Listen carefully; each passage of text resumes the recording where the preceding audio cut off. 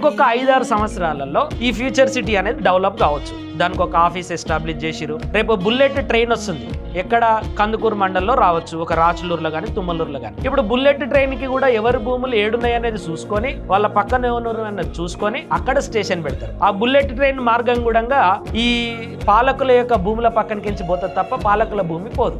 మరి ఎవరు భూములు పోవాలి? ఇదంతా ఎవరు భూములు ఇవ్వాలి? ఎస్సీ ఎస్టీ బీసీల భూములు ఇవ్వాలి. అంటే ఒక డెవలప్మెంట్ జరిగేటటువంటి క్రమంలో ఇక్కడ ఎస్సీ ఎస్టీ బీసీ భూములనేమో ప్రభుత్వం గుంజుకుంటది, లేకపోతే ప్రొహిబిటెడ్ జాబితాలో పెడుతుంది. అప్పుడు ఎవడైనా ఏం చేస్తాడు? ప్రభుత్వం ఇచ్చే కంపెన్సేషన్ చాలా తక్కువ ఉంటది కాబట్టి ఎంతకో కొంతకు వచ్చిన దానికి అమ్ముకొని పోవాలని చూస్తారు. వేరే వాళ్ళకేమో ప్రొటెక్షన్ ఉంటది. శంషాబాద్ లో ఎయిర్పోర్ట్ పడ్డప్పుడు అయినా ఇదే ప్రక్రియ జరిగింది. బంజారాయిల్స్ లో బంజారాలు ఉన్నప్పుడు అక్కడ సిటీ ఎస్టాబ్లిష్మెంట్ జరిగేటప్పుడు అదే జరిగింది. కోకాపేటలో అదే జరిగింది. నానక్రామ్ కూడా అదే జరిగింది.